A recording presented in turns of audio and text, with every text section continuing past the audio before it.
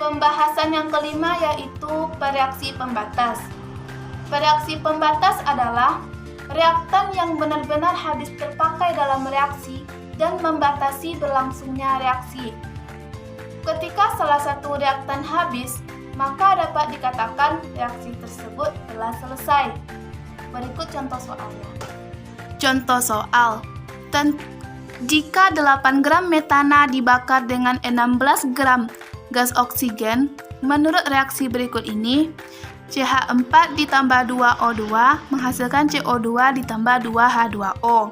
Tentukan senyawa yang menjadi bereaksi pembatas. AFC sama dengan 12, O sama dengan 16, dan H sama dengan 1. Nah, cara pertamanya yaitu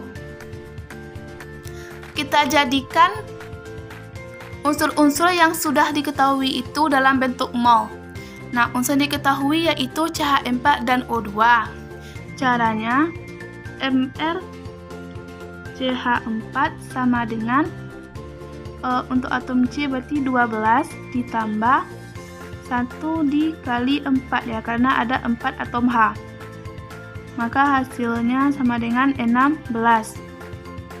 Nah, untuk mencari mol dari CH4, rumusnya yaitu gram per mR sama dengan CH4 tadi ada 8 gram, mR-nya 16, maka hasilnya menjadi 0,5 mol.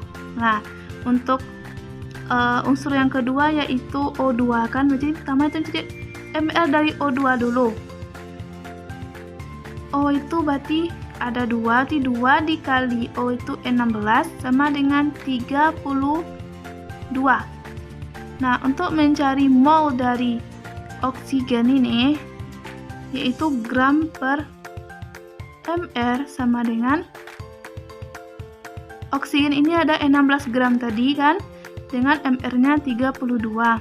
Maka hasilnya juga sama 0,5 mol.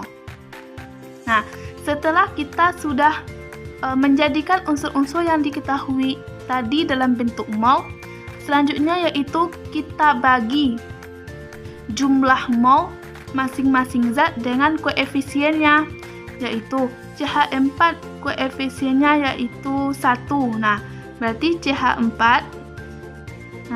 sama dengan yaitu jumlah mol kan, jumlah mol per koefisien, berarti jumlah molnya ada 0,5 per koefisien yang 1 sama dengan 0,5.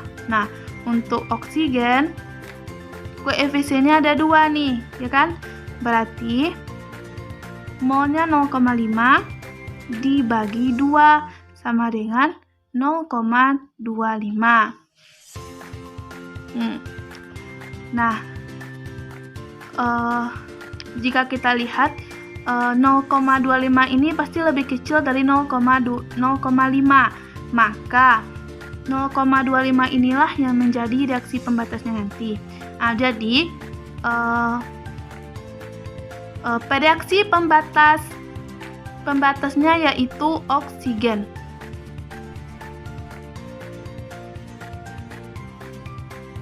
Pembahasan yang keenam yaitu stoikiometri reaksi.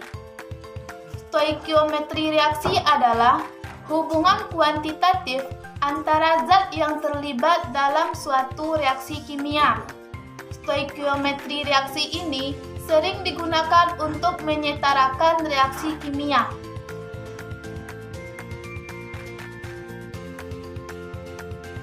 Pembahasan yang ketujuh yaitu stoikiometri larutan. Stoikiometri larutan adalah perhitungan kimia untuk reaksi yang berlangsung dalam larutan.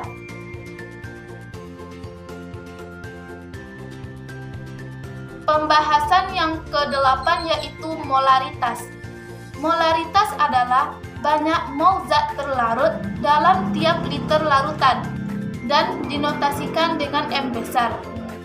Secara matematis dapat ditulis molaritas sama dengan mol zat terlarut per liter larutan. Contoh soal. Hitunglah kemolaran glukosa jika 17,1 gram sukrosa C12H22O11 dilarutkan dalam air sehingga volume larutan menjadi 500 ml. Nah, diketahui massa sukrosa sama dengan